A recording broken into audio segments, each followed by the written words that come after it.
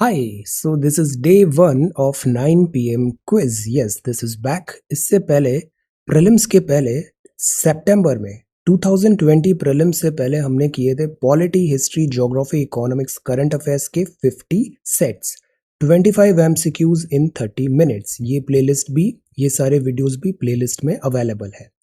2021 के टाइम पर again polity, geography, history, economics और करंट अफेयर्स के 25 एमसीक्यूज इन 30 मिनट्स में हमने ट्राई किया अप्रोक्सीमेटली एग्जैक्टली 30 क्विज और साथ ही साथ सम फुल लेंथ टेस्ट भी। सो ये 2021 था। तो अब 2022 के लिए भी 9 पीएम क्विज इज बैक। इस क्विज में बेसिकली हम क्या करने वाले हैं और पहले से बेहतर और एलैबोरेट वे में what we are trying to do, हम क्या करने वाले हैं, हम जो मल्टीपल चॉइस क्वेश्चंस होते हैं, बिकॉज एमसीक्यूज सॉल्व करना भी it's an art. I see so many students जो बहुत पढ़ाई करते हैं और वो एग्जाम में जब एमसीक्यू सॉल्व करने की बात आती है वो कंफ्यूज हो जाते हैं, सिली मिस्टेक्स करने लग जाते हैं और समहाउ वो ऐसा मिस्टेक हो जाता है कि उनका सिलेक्शन बहुत शॉर्ट नंबर से रह जाता है। और कुछ स्टूडेंट्स ऐसे होते हैं जो बहुत नॉर्मल उन्होंने पढ़ाई किया है बट वो प्रेजेंस ऑफ माइंड से रहते हैं, कॉन्फिडेंट रहते हैं, वो एप्लीकेशन पे ज़्यादा फोकस करते हैं, सारे क्वेश्चंस होते हैं उसमें सारी तिकड़म लगाते हैं, मतलब कि उनको आता कम है बट वो परफॉर्मेंस ज़्यादा करते हैं। और कुछ स्टूडेंट्स ऐसा होता है कि वो आता बहुत है बट उनका परफॉर्मेंस कम होता है। सो ये जो चीज़ होती है ये डिफ्रेंशिएटिंग फैक्टर होता है आर्ट ऑफ सॉल्विंग एमसीक्यूज। और प्राइमरली आज डे 1 में जो पहली क्लास है वो इसको हम देखते हैं। एमसीक्यूज का अप्रोच क्या होना चाहिए, मल्टीपल चॉइस क्वेश्चंस को कैसे हैंडल करना चाहिए। 2013 में 26 ऑफ मई 2013 को जब मैंने एग्ज़ाम लिखने गया था मैं, तो आई फाउंड कि ये जो एमसीक्यू है, मेरे अच्छे नंबर आए थे जनरल स्टडीज़ में, इजीली मैंने प्रीलिम्स क्वालिफाई कर लिया। एंड व्हाट आई फाउंड कि एमसीक्यू में आपको जितना आता है उससे भी ज़्यादा इम्पॉर्टेंट होता है कि उस 2 घंटे में आप अपनी नॉलेज को कितना एफिशिएंटली यूज़ कर पा रहे हो। सो हमें इस पार्ट पे लास्ट 30 डेज़ में ज़्यादा फोकस करना है। लास्ट 30 डेज़ में इसलिए बिकॉज ये जो फोकस है, एप्लीकेशन है, तिकड़म है, जुगाड़ है, ये फाइनल टच होता है। जो कोर होता है वो तो बेसिक्स ही होता है कि नॉलेज आना चाहिए, geography, history, economics, polity, current affairs, जो हमने अपनी स्ट्रैटेजी में अप्रैल तक हमने रेडी कर लिया है। हर स्टूडेंट को मैंने इंडिविजुअल गाइडेंस में यही बताया था। ऐसे भी मैंने बताया था सबसे पहले वो जो जार वाली स्टोरी होती है, जो पिलर्स होते हैं उसको पहले आप फिल करो, जो बेसिक्स हैं वो सारे रेडी करो। अब ये जो बात आती है ट्रिक्स की, टिप्स की, एट्सेट्रा, ये सब ना बाद वाली स्टेजेस में आता है। ये 5-10% है जो एक्स्ट्रा लेयर है, फाइनल टॉपिंग है। तो अब बिकॉज अप्रैल मई आ गया है, फाइनल स्टेज पे हैं, तो हम इस एरिया पे अब ज़्यादा फोकस करेंगे। ओके, अब जैसे मैं आपको बताता हूँ एमसीक्यूज़ में क्या एग्जैक्टली एक्सपेक्टेशंस होती है, बिकॉज मैं इतने टाइम से एमसीक्यूज़ भी बना रहा हूँ। तो now I can tell you कि एमसीक्यू बनाते वक्त जो पेपर जिसने बनाया है उसका दिमाग कैसे चल रहा है। एक बार चीज़ आपने ये पकड़ लिया ना, आपका देखना एक्यूरेसी ऑटोमेटिकली बढ़ जाएगा, बहुत ज़्यादा और एक्यूरेसी बढ़ जाता है। आप समझने लग जाते हो वो आपसे पूछना क्या चाहता है। कभी भी लकीर के फ़कीर नहीं होना चाहिए। पॉलिटी में ऐसा लिखा गया है कि जो अपॉइंटमेंट ऑफ जैसे चीफ सेक्रेटरी होता है वो कौन करता है। एक सवाल आया था अपॉइंटमेंट ऑफ चीफ सेक्रेटरी कौन करता है। एक आंसर था गवर्नर, ऑप्शन था, दूसरा आंसर था चीफ मिनिस्टर। बट जिसको ये पता है कि हमें मेंटालिटी समझना है कि वो सवाल में पूछना क्या चाहता है, पूछना क्या चाहता है सामने वाला। बिकॉज जो सिविल सर्विसेज का जॉब है, इस सिविल सर्विसेज के जॉब में एक क्वालिटी बहुत इंपॉर्टेंट होती है, वो ये होती है कि आप तुरंत क्विकली जज कर पाओ कि एक्चुअली सामने वाला क्या पूछना चाहता है, कंडीशंस क्या है, एट्सेट्रा। तो ये चीज़ इस सवाल में भी थी। सवाल में ये नहीं पूछना चाहता था। अब देखा जाए तो गवर्नर तो टॉप एग्जीक्यूटिव होता है, जितना भी अपॉइंटमेंट लेटर है हर जगह गवर्नर का ही नाम होता है। ये सवाल का मैंडेट नहीं था कि गवर्नर अपॉइंट कर रहे हैं चीफ सेक्रेटरी को। द आइडिया वॉज कि जो चीफ सेक्रेटरी है वो चीफ मिनिस्टर की प्रेफरेंसेस से होता है। चीफ मिनिस्टर की प्रेफरेंसेस, और we can say chief minister जैसा चाहता है वैसा चीफ सेक्रेटरी होता है। तो द आंसर जो ऑफिशियल की आया उसमें चीफ मिनिस्टर था बजाय गवर्नर। बट अगर एकदम वर्ड टू वर्ड अगर हम देखें तो वो गवर्नर हो रहा है। तो that is what I am trying to say. ऐसा जो चीज़ होता है ना, वहाँ कॉमन सेंस कई बार बहुत काम आता है, कॉमन सेंस लगाना पड़ता है और इससे आंसर्स बेटर हो जाते हैं हमारे। ओके, तो यही सारी चीज़ें हम इस primarily 30 days every video 30 days में हम डिस्कस करेंगे। किस तरीके से कॉमन सेंस लगाएं, जो एक्स्ट्रा +5 क्वेश्चंस हैं वो कैसे हमारे करेक्ट बैठा है। ओके, सबसे नंबर 1 रूल होता है read the MCQ properly. Read the MCQ properly. Interview में अभी कुछ स्टूडेंट्स जा रहे हैं, सबसे पहली बात जो मैं उनको बताता हूँ यही बताता हूँ, सुनो, सामने वाला क्या बोल रहा है पहले उससे सुनो। ग्रुप मीटिंग में भी, गूगल मीटिंग में भी, इंडिविजुअल में भी एट टाइम्स फील सुनते कम है हम, हमेशा बोलने में जल्दी रहती है कि हमने ये है। No, first you have to listen, read the MCQ properly. सवाल क्या पूछा गया है, तुरंत ऑप्शंस क्लिक नहीं करने, तुरंत जल्दबाजी नहीं करनी है। सबसे पहले देखो, रीड द MCQ प्रॉपरली। पहले पूरा सवाल पढ़ो, सारे जो ऑप्शंस दिए हुए हैं उसको देखो। आपका इंग्लिश अच्छा है, बहुत अच्छी बात है, बट कई बार अगर हमें अनकंफर्टेबल फील हो रहा है, आप बिल्कुल भी शाय मत करो और जो रीजनल लैंग्वेज है जैसे हिंदी लिखा हुआ है उसको एक बार आप पढ़ लो। हिंदी में एक बार आप सवाल अगर पढ़ लोगे, अगर डिफ़िकल्टी आ रही है तो आप क्वेश्चन बेटर समझोगे। क्वेश्चन एक बार आपने समझ लिया अच्छे से क्या पूछने वाला है, आपका आंसर ज़्यादा चांसेस है सही होने के। तो नंबर 1 रूल क्या है, MCQ पढ़ते वक्त कभी भी जल्दबाजी नहीं करना चाहिए। मैं डे 1 से रीडिंग पे इसीलिए इतनी ज़्यादा एम्फेसिस करता हूँ, NCERTs भी मैंने इसीलिए ऐसे पढ़ाई है कि रीड, कॉन्सेंट्रेशन बना होता है, अंडरलाइन करके ऐसे उसको लाइन बाय लाइन अच्छे से पढ़ो वहाँ पे नीचे से, आपका सवाल सिली मिस्टेक नहीं होगी। नंबर 2 जो होता है वो होता है कि जो इम्पॉर्टेंट कीवर्ड्स होते हैं सवालों में उनको आप सबसे पहले देखो। कीवर्ड्स, कुछ कीवर्ड्स होते हैं जो टोन टेक्सचर डिसाइड करते हैं पूरे क्वेश्चन का, उसका मतलब क्या होता है वो देखना चाहिए। और जब भी आप क्वेश्चन पढ़ रहे हो तो मेक दिस हैबिट, जैसे मैंने ये हाईलाइट कर लिया, ऐसे आप अंडरलाइन करते जाओ प्रश्न में जो जो पूछा गया है। नैरो डाउन करो उसका मीनिंग का, प्रिसाइजनेस लाओ, एग्जैक्टली क्या पूछा गया है, तो इससे आपका मैचिंग ईजी होगा, क्वेश्चन के राइट ऑप्शन पे आप जल्दी आओगे। अटेंशन पे करो, जैसे कुछ सुपरलेटिव्स होते हैं, ऑल लिखा हुआ है, कुछ नेगेटिव्स होते हैं, नन होता है। ये जो क्वालिफायर्स हैं, कंडीशंस दी है, सुपरलेटिव्स हैं, नेगेटिव्स हैं, ये बहुत इंपॉर्टेंट होते हैं, ये टोन डिसाइड करते हैं। Many a time students in keywords को देखते नहीं है, फटाफट मार्क कर देते हैं और फिर वो रॉन्ग हो जाता है, सिली मिस्टेक हो जाती है। Never ever do this. तो हमेशा कंपैटिबिलिटी देखो, वहाँ पे ऑल ऑफ दीज लिखा है या नन लिखा है। कई बार नन लिखा होता है, नॉट लिखा होता है, उसको हमने पढ़ा ही नहीं और तुरंत मार्क कर दिया। नो, नॉट ज़रूरी है। विच इज़ नॉट, क्वेश्चंस जिसमें एक से ज़्यादा पॉसिबल आंसर है तो यूपीएससी हमेशा क्या बोलता है, बेस्ट पॉसिबल आंसर है उसको लगाओ। तो जो बेस्ट पॉसिबल है वो आपको लगाना पड़ेगा अगर एक से ज़्यादा भी करेक्ट हो रहा है। तो इम्पॉर्टेंट लेसन क्या है, आपने प्रश्न पढ़ा, अच्छे से देखा, ऑप्शन ए आपको सही लग रहा था, आपने तुरंत मार्क कर दिया। बी सी डी आपने पढ़ने की कोशिश भी नहीं किया, ये गलती नहीं करना है।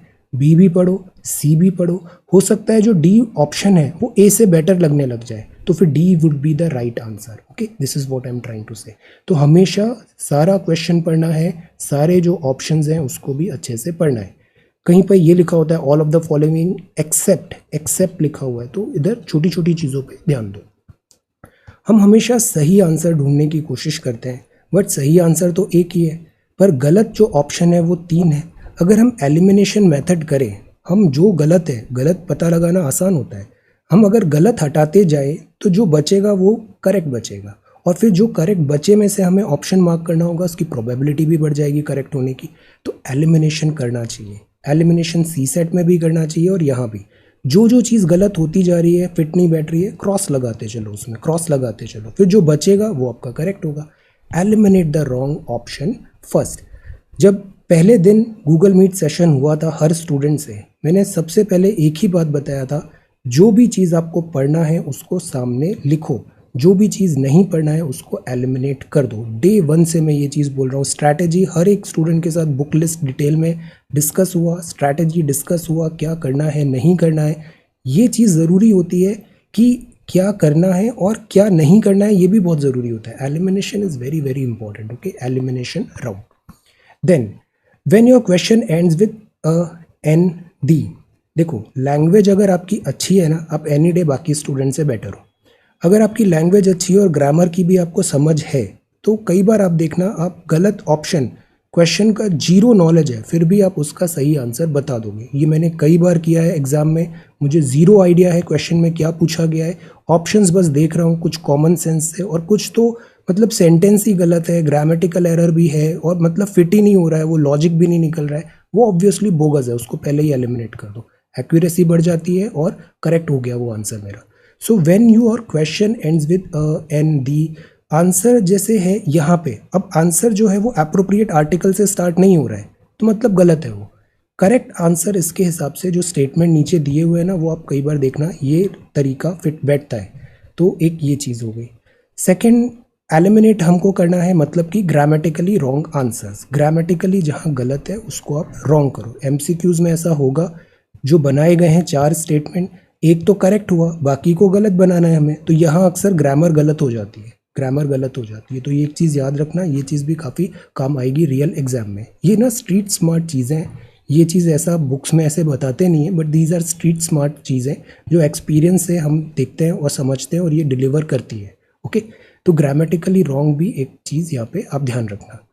ट्रू और फॉल्स टेस्ट करो। जब भी आपको कुछ देखना है स्टेटमेंट, आप उस स्टेटमेंट को बोलो क्या इस स्टेटमेंट को मैं फॉल्स कर सकता हूँ। अगर मैंने इसे फॉल्स कर दिया तो ये हमारी कॉन्स्टिट्यूशनल वैल्यूज़, जनरल जो हमारा जैसे बेसिक स्ट्रक्चर डॉक्ट्राइन है, उसके अगेंस्ट तो नहीं जा रहा है। अगर वो अगेंस्ट जा रहा है तो वो ऑप्शन कभी सही नहीं होगा। तो ट्रू और फॉल्स टेस्ट भी देखना चाहिए। केयरफुली देखो कि ऑप्शंस क्या है। जो फॉल्स नैरेटिव लग रहा है उसको तुरंत हटाते जाओ। रिवर्स में पूछो कि ये जैसे स्टेटमेंट ए दिया हुआ है, क्या ये गलत है, इसको गलत करने की कोशिश करो। स्टेटमेंट है, जैसे आपने अगर सीसेट की क्लासेस अटेंड की हैं पूरी 32, वहाँ मैंने कई बार ये टेक्निक समझाई है कि कैसे स्टेटमेंट को गलत करने की कोशिश करो। गलत अगर नहीं कर पा रहे हो मतलब वो सही है। ऐसे रिवर्स भी हमें कई बार चलना चाहिए, इससे आंसर आ जाता है। Then opposites can be the right answer. India है वो नॉर्दर्न हेमिस्फीयर में है, इंडिया है सदर्न हेमिस्फीयर में, या फिर सवाल है इंडिया नॉर्दर्न हेमिस्फीयर में है, इंडिया नॉर्दर्न हेमिस्फीयर में नहीं है। अब ये दोनों ऑपोजिट स्टेटमेंट है। अगर नॉर्दर्न स्फीयर में है तो ये करेक्ट है, अगर नॉर्दर्न स्फीयर में नहीं है तो दूसरा करेक्ट है। ओके, तो द पॉइंट इज दोनों ऑपोजिट है, तो हम दूसरे ऑप्शंस नहीं देखेंगे, तो होगा तो इन दोनों में से ही एक होगा। Opposite can be the right answer. Multiple choice में ऐसा होता है, दो अपोजिट कॉन्ट्रास्टिंग आइडिया दिया है तो या तो ये सही है या दूसरा सही है, ऐसा हमेशा बैठता है, यूजुअली बैठता है। अब देखो ये जो नियम है ये ऐसा नहीं है कि मतलब हमेशा ही होगा, ये सब मतलब कॉमन सेंस है। 75% एक्यूरेसी आप बोल सकते हो। अब ऐसा नहीं कि यूपीएससी ने ग्रामर वाले को ही करेक्ट बैठा दिया then we can't do anything, but usually ऐसा नहीं होता है, यूजुअली ऐसा नहीं होता है। ऑपोजिट्स भी यूजुअली दोनों में से एक फिर आंसर हो जाएगा, तो आपके 2 ऑप्शन एलिमिनेट हो गए। यूजुअली ऐसा होता है। सिमिलरली जैसे सिमिलर चॉइसेस दी हुई है आपको या ऑपोजिट चॉइसेस दिया हुआ है, 4 ऑप्शन है, 3 ऑप्शन बड़े क्लोज हैं, एक ऑप्शन बहुत ही वियर्ड सा लग रहा है, तो वो वैसे भी नहीं होगा। जो क्लोज है वो होने के चांसेस ज़्यादा होते हैं। सिमिलर चॉइसेस पे हमें फोकस करना चाहिए। ओके, मोर अनरिलेटेड आंसर्स होते हैं। अनरिलेटेड आंसर्स क्या होते हैं, जैसे क्वेश्चन कुछ पूछा गया है और ऑप्शन कुछ मतलब ऑल ऑफ अ सडन एक कुछ बोगस सा स्टेटमेंट दिया हुआ है, वो करेक्ट नहीं होता है यूजुअली।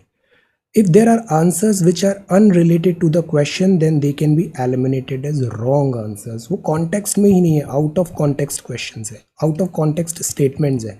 एक्चुअली पेपर बनाते वक्त सबसे बड़ी प्रॉब्लम क्या होती है, जैसे मैंने क्वेश्चन डिज़ाइन किया, अब मैं कोई आर्टिकल पढ़ रहा हूँ, आर्टिकल से मैंने एक स्टेटमेंट कॉपी कर लिया, अब उसका करेक्ट ऑप्शन भी मैंने सबसे पहले बना लिया। यूजुअली ऐसे ही होता है, जो करेक्ट ऑप्शन है वो सबसे पहले बना लिया, बी मुझे करेक्ट रखना है। टेलीग्राम पे जो मैं क्विज कर रहा हूँ ना, तो बी मुझे करेक्ट रखना है, मैं उस पर सही चीज़ फिट कर देता हूँ। अब मैं दिमाग लगाता हूँ ए में क्या गलत डालूँ, सी में क्या डालूँ, डी में डालूँ। तो यूजुअली जो ए, सी और डी स्टेटमेंट्स होंगे ना, ये थोड़े वीक टाइप के स्टेटमेंट्स होते हैं यूजुअली, बिकॉज गलत करना बहुत मुश्किल हो जाता है, उसको गलत कैसे करो।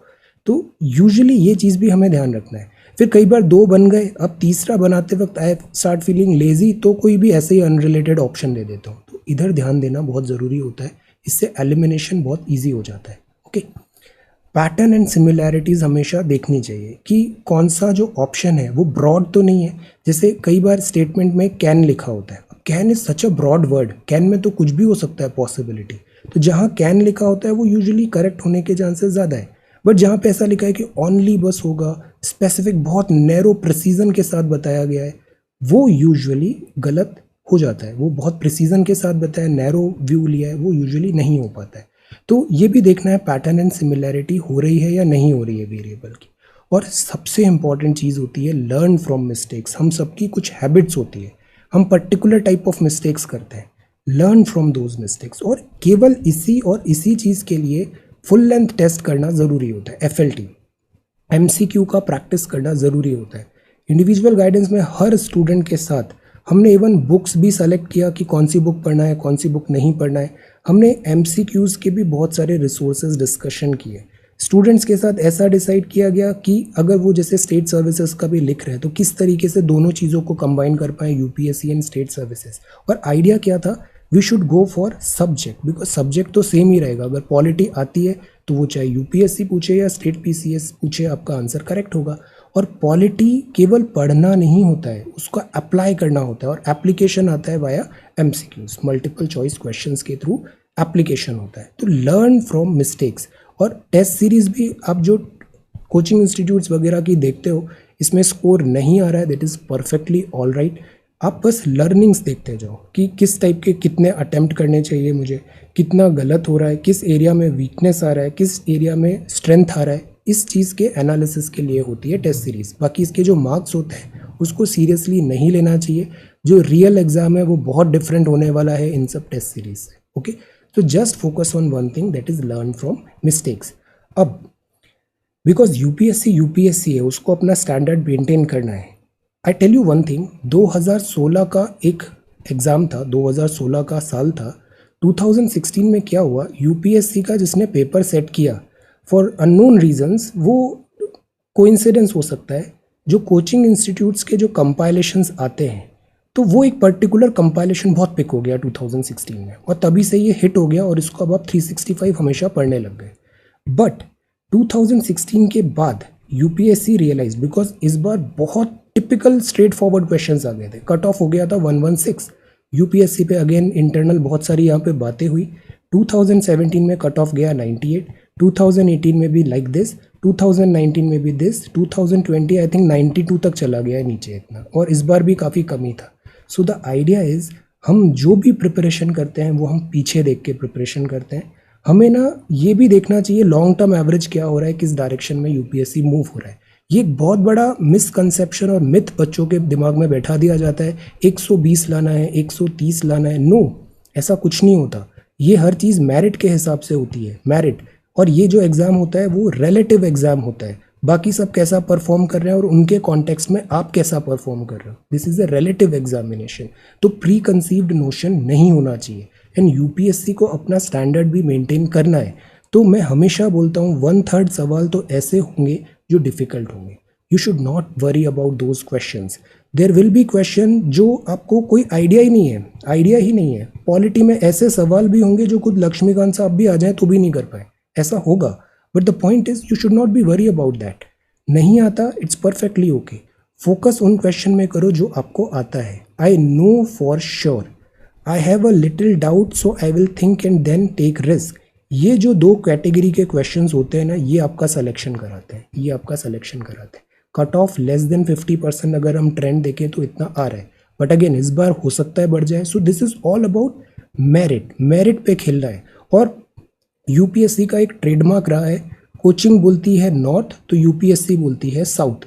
UPSC hates coaching. तो ब्लाइंडली भी ऐसा नहीं करना है और पैनिक नहीं करना है, स्पेशली कि हम बहुत ज़्यादा मॉड्यूल्स एंड एक्सेट्रा में कर रहे हैं, वरी कर रहे हैं, बेसिक चीज़ें भूल गए, एग्जाम हॉल में जा रहे हैं तो टेम्परामेंट नहीं है, कॉन्फिडेंस नहीं है, कुछ नहीं है, बहुत गलतियाँ होंगी आपसे और आती हुई चीज़ गलत हो जाएगी। तो ऐसा नहीं करना है, ओके।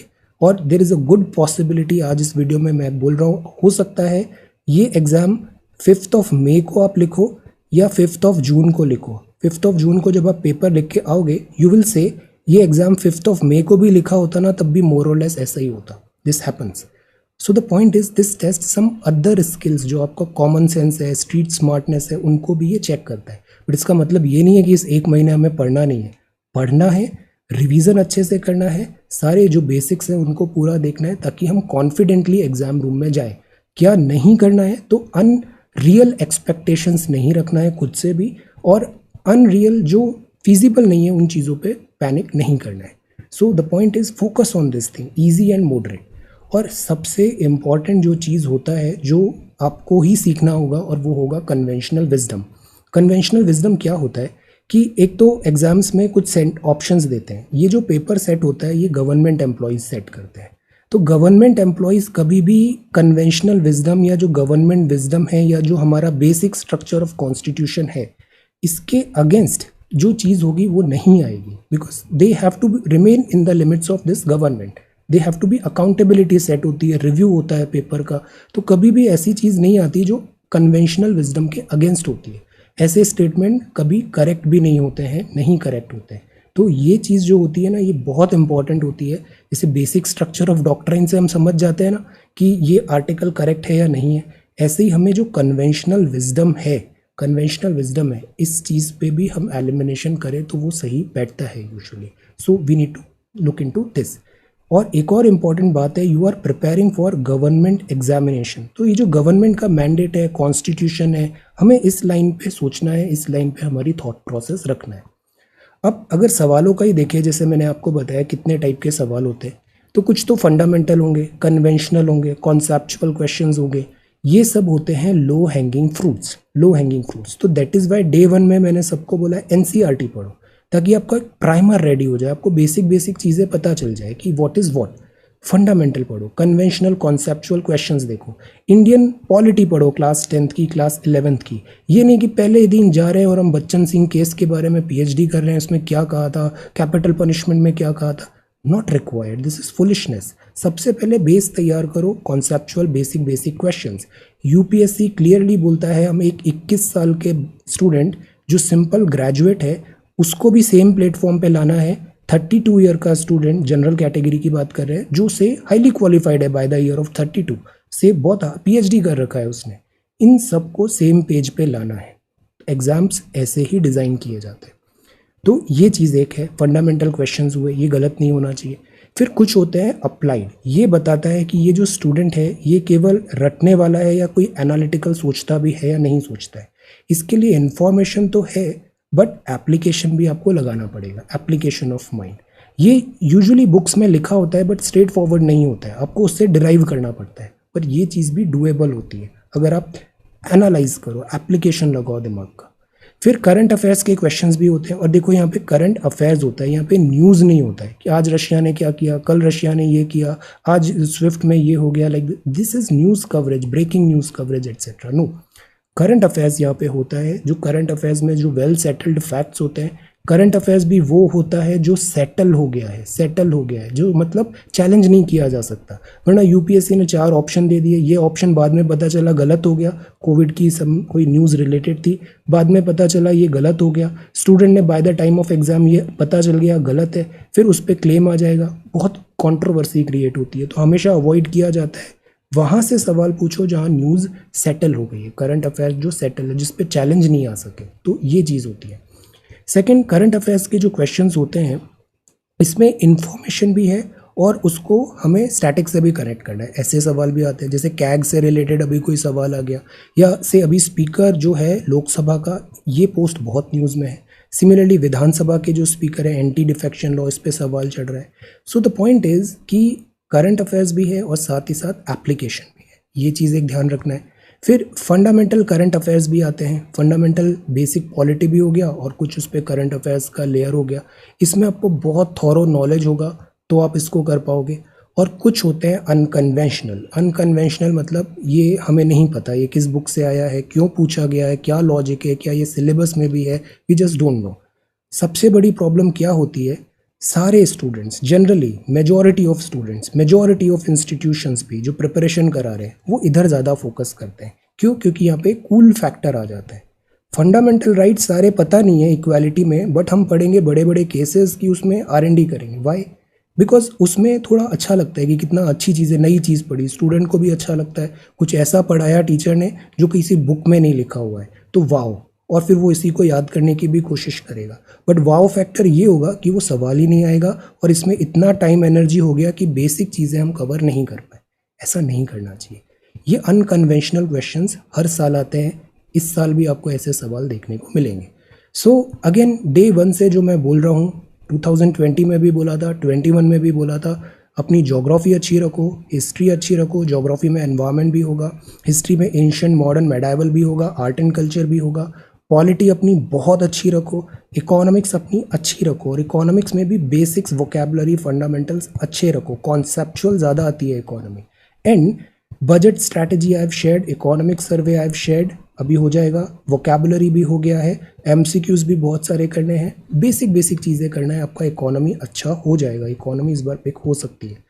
करंट अफेयर्स में भी जो वेल सेटल्ड है वो देखना है, this is an open ocean, बहुत ज़्यादा पैनिक नहीं करना है, this is one pillar among 5 pillars in this GS1। CSET में भी कोई डिफ़िकल्टी नहीं आती है, 66 प्लस मार्क्स आपके आ जाएंगे।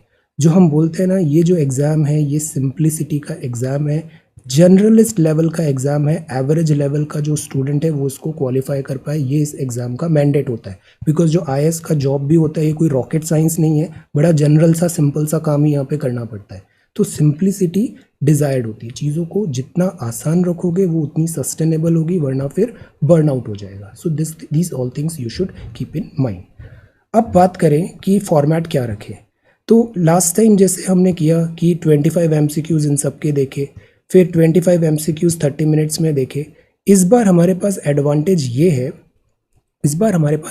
ये है कि हमने जैसे अभी जो क्विज़ चल रहा है टेलीग्राम पे, ये पिछले 2 महीने से डेली चल रहा है, और 10 बहुत अच्छे क्वालिटी के MCQs I am sharing with you. ये सारे जो बेसिक नेचर के MCQs हैं ये हमने कवर कर लिया है, इसका मैं कंपाइलेशन भी शेयर कर रहा हूँ, एंड आई विल ट्राई कि प्रीवियस जो भी है वो भी मैं कंपाइल करके यहाँ पे दे दूँ। नहीं भी हो तो यू गो टू टेलीग्राम, और ये सारे क्वेश्चंस वहाँ पे अवेलेबल है। तो ये कॉन्सेप्चुअल क्वेश्चंस हमने यहाँ पे कवर कर लिए। फिर हम अब जो डेली न्यूज़पेपर है 1 आवर का, इसमें भी हम बहुत सारे यहाँ पे MCQs देख रहे हैं। सो लेट अस ट्राई कि हम अराउंड 10 to 15 क्वेश्चंस ही लें, बट वो ऐसे क्वेश्चंस लें जिसमें बहुत ज़्यादा अच्छी क्वालिटी हो। जो बेसिक लेवल है हम वो दूसरे जगह कवर कर रहे हैं, जो क्वालिटी क्वेश्चंस हैं वो यहाँ पे कवर करें, ताकि रश्ड भी नहीं हो। और रियल टाइम पे MCQ कैसे सॉल्व करना होता है इस पे हम ज़्यादा फोकस करें, कि कैसे गलतियाँ निकाली जाती है पढ़ते वक्त क्वेश्चन में, ऑप्शन कैसे एलिमिनेट करते हैं रियल टाइम पे, इस पे हम ज़्यादा फोकस करें। सेकेंड, इस फॉर्मेट में, इस वीडियो सीरीज़ में आपके जो भी डाउट्स आते हैं, जो भी डाउट्स आ रहे हैं, आप मुझे बस शेयर कर दो वो अपना क्वेश्चन MCQ, मैं उसको यहाँ पे इंक्लूड कर लूँगा और अच्छे से डिस्कस भी कर लूँगा। तो आपके जो भी डाउट्स है, बिकॉज इससे अब एफिशिएंसी हो जाएगी, 1 by 1 स्टूडेंट को डाउट एक्सप्लेन नहीं करना पड़ेगा, हम इसको सारे डाउट के क्वेश्चंस पिक कर लेंगे और कुछ 10 to 15 क्वालिटी MCQs करेंगे। 35 डेज 1 मई से थे, अभी भी 30+ डेज है, हम बहुत ईजिली सारी चीज़ें कवर कर लेंगे। पेशेंस रखना है और कॉन्फिडेंट रहना है। Okay, so this was day 1। अब ये डेली कंटिन्यू होगा 9 PM क्विज, और कल से हम एक्चुअल MCQs सॉल्व करेंगे। So thank you so much for watching this video, take care, study well and be safe.